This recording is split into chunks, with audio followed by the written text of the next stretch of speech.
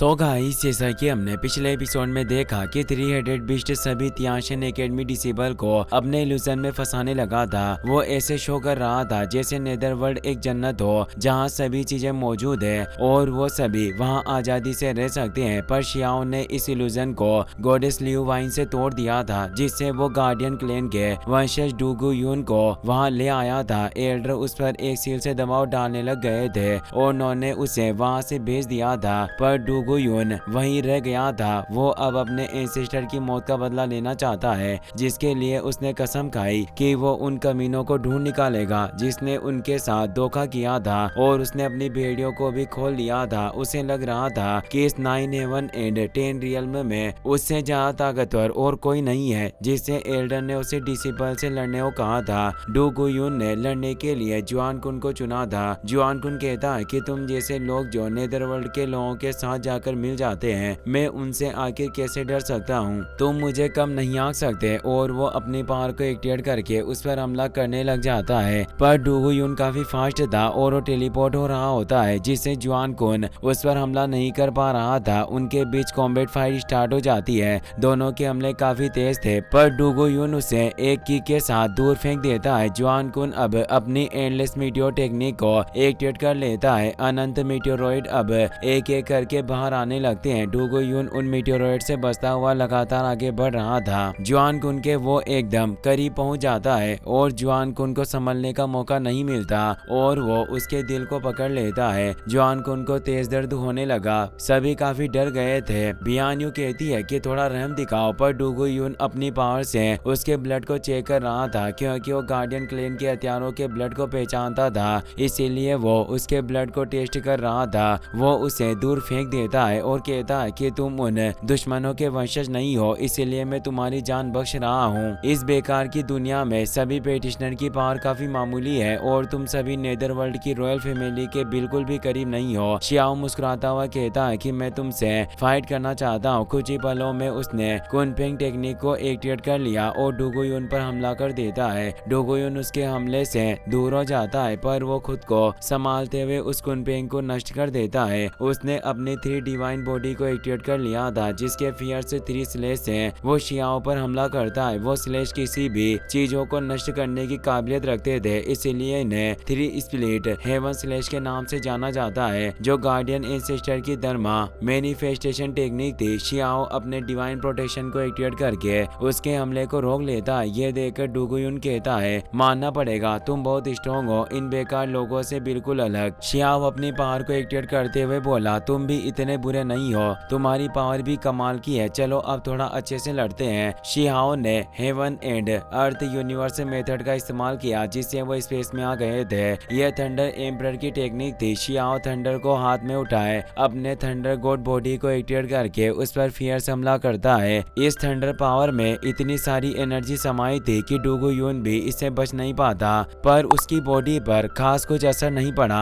वो अपनी एनर्जी को एक्टिवेट करके शियाओ पर फेंक देता है, जिसके टकराने से शियाओ का डोमेन बिखर जाता है और वो दोनों बाहर आ जाते हैं। डूगू यून शियाओ की तारीफ करते हुए कहता है कि तुम्हारी स्ट्रेंथ वाकई काफी इंप्रेसिव है, वाकई तुम में विदेशी दुनियाओं की रॉयल फैमिली से लड़ने की ताकत है। और उस पर पंच अटैक करने आता है। शियाओ ने अपने हाथ से ही उसके पंच अटैक को रोक लिया और अब उन दोनों के बीच फियर्स फाइट स्टार्ट हो जाती है। ये फाइट इतनी फियर्स थी कि कोई उनके मूवमेंट को ठीक से देख भी नहीं पा रहा था। डूगू यून उसे हिट करने की कोशिश कर रहा था, पर शियाओ उसे अपने करीब नहीं आने दे रहा होता, जिससे डूगू यून शियाओ से इंप्रेस हो गया था। और अब शियाओ कुनफेंग टेक्निक का इस्तेमाल करके डूगू यून को जोर से हिट करता है, जिससे वो नीचे जमीन पर जा गिरता है। शियाओ बोलता है कि तुम्हारे पास जो भी मेथड्स हैं उन्हें बाहर निकालो, मैं उन्हें भी दबा दूंगा। डूगू यून अपने हेलबर्ट को बाहर निकाल लेता है और कहता है कि मैंने नहीं सोचा था कि इस दुनिया में तुम्हारे जैसा कमाल का पेटिशनर होगा। रिप्लाई में शियाओ ने कहा कि तुम मेरी पावर्स को तोड़ने के योग्य नहीं हो, और वो अपनी डालुआ इमोर्टल स्वॉर्ड को बाहर निकाल लेता है। शियाओ और डूगू यून तेजी से एक दूसरे की तरफ बढ़ते हैं और अब उनके बीच काफी कमाल की वेपन फाइट होना स्टार्ट हो जाती है। दोनों ही एक दूसरे को चोट पहुंचाने की पूरी कोशिश कर रहे थे, पर दोनों ही कमजोर नहीं पड़ रहे थे। ऐसा लग रहा था जैसे दोनों की पावर ही सेम लेवल पर हो। तभी अनाउंस किया जाता है कि होली एकेडमी का मैसेंजर यहाँ आ चुका है। वो दोनों लड़ना बंद कर देते हैं। ये युआन ची भी होता है, जो होली एकेडमी के मैसेंजर को यहाँ लेकर आया था। होली एकेडमी मैसेंजर कहता है कि यहाँ हुआंग कौन है, जल्दी से उसे बाहर लाओ। सभी उन्हें देख हैरान थे। शियाओ मुस्कुराते हुए कहता है कि युआन चिप, तुमने फिर से यहाँ आने की हिम्मत की। युआन चिप शियाओ की तरफ इशारा करके बोला,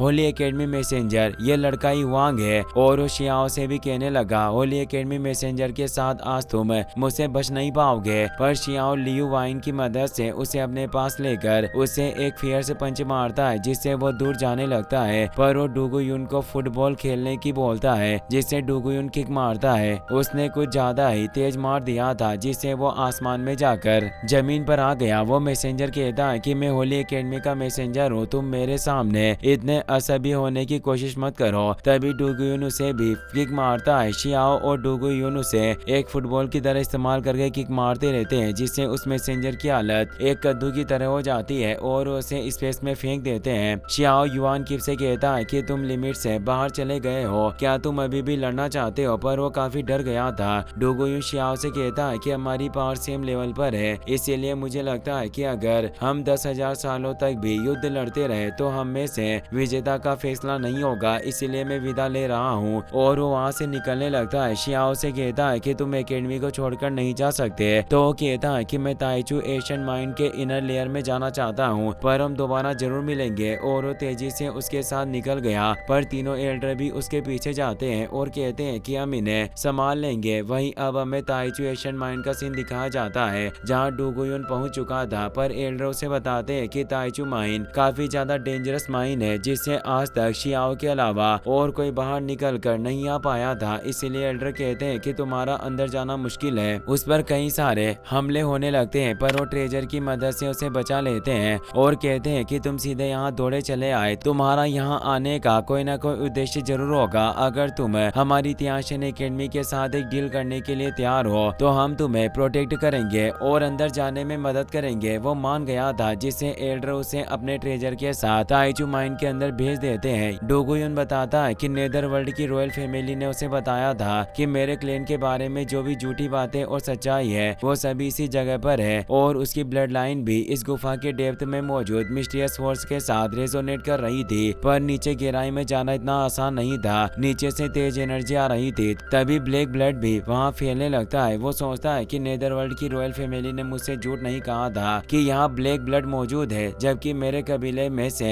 कोई भी डार्कनेस क्रिएचर नहीं रहा। वो उससे ब्लैक ब्लड का सामना नहीं कर सकता था, इसीलिए वो वहाँ से निकलने लगता है और सोच रहा था कि भले ही नेदरवर्ल्ड के लोग सच थे, पर मेरा मन अभी भी उनकी मदद करने के लिए नहीं मान रहा। मैं अब आखिरी टास्क को पूरा करूंगा। और वो एल्डर के शिप पर आ गया था और ने कहता है कि आपने मेरी इच्छा पूरी की, मुझे इस एशियन माइन में जाने दिया, इसीलिए मैं आपकी शर्त को मानने को तैयार हूँ। मैं आप सभी को अब वर्ल्ड ग्रेव टॉम का रास्ता दिखाऊंगा, जहाँ सभी इमोर्टल सीट प्राप्त कर सकते हैं। और अब वो वापस तियाशिन की तरफ निकल जाते हैं। फिर हमें दिखाया जाता है कि तियाशिन एकेडमी अपने शिप से वर्ल्ड ग्रेव टॉम की तलाश में निकल चुकी थी। एल्डर सभी डिसेबल को बता रहे थे कि वर्ल्ड ग्रेव टॉम को एशियन इमोर्टल वर्ल्ड की तरह माना जाता है, जो गोड्स के समय से बचा हुआ है। वहाँ कई सारी अराजकता और खतरे से भरी हुई चीजें हो सकती है, पर वहाँ सुप्रीम इमोर्टल सीट भी मौजूद है, जिसे तुम सभी हासिल कर पाओगे। इमोर्टल एशियन एरा के दौरान ये world grave Tom guardian clan का मेन बैटलफील्ड था, इसीलिए रोड इंडिकेटर के रूप में डुगुयुन ही हमें वहां पहुंचाने का रास्ता दिखाएगा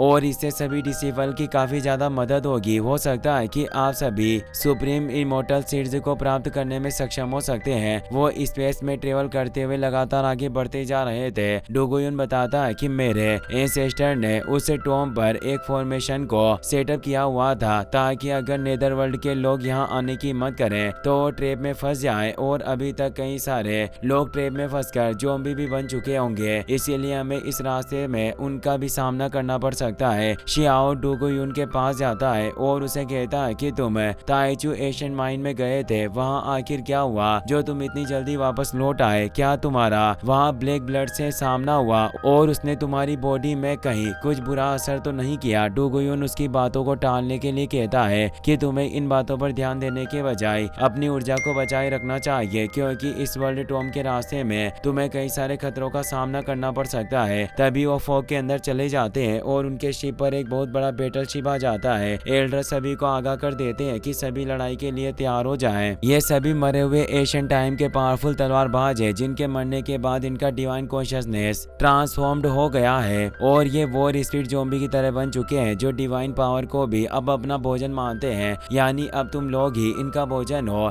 जिनसे तुम्हें बचना होगा। एक एक करके कई सारे वॉर स्पिरिट ज़ॉम्बी उन पर हमला करने लग जाते हैं और तियाशिन एकेडमी के डिसेबल को मारकर खा रहे थे और अपनी पावर को बढ़ा रहे होते हैं। सभी काफी डरे हुए थे। वांगशी अपनी वीणा पावर को एक्टिवेट करके उन पर हमला करने लगती है पर वो वॉर स्पिरिट ज़ॉम्बी तेजी से रोर कर रहे थे जिससे वांगशी को चक्कर आने लगे और वो बताती है कि ये हमारी प्रीमोडियल स्पिरिट को हिला रहे हैं, मतलब वो उनकी आत्माओं को नुकसान पहुंचा रहे थे। तभी एक जायंट वॉर स्पिरिट सामने प्रकट हो जाती है। एल्डर कहते हैं कि हमें सभी को इस आपदा से जिंदा बचाना होगा और उस giant spirit ancestor war spirit पर हमला करने लग जाते हैं और अपनी शिप को प्रोटेक्ट करने लगे। शियाओ उन वॉर स्पिरिट ज़ॉम्बी को मारकर डिसेबल को बचा रहा था पर अब कई सारे वॉर स्पिरिट एलियन एक साथ उस पर अटैक करने के लिए आने लगते हैं जिससे शियाओ अपनी अल्टीमेट टेक्निक का इस्तेमाल करके उन सभी को एक ही झटके में खत्म कर देता है। वो महसूस करता है कि वो वॉर स्पिरिट एसेंस उसकी बॉडी को नरिश कर रहा है। इससे वो खुश होता है कि इन वॉर स्पिरिट को मारकर मैं अपनी बॉडी को सुधार सकता हूँ। इसी के साथ ये एपिसोड यहीं पर खत्म हो जाता है। वीडियो पसंद आया हो तो अपने दोस्तों के साथ शेयर करना। Thanks for watching.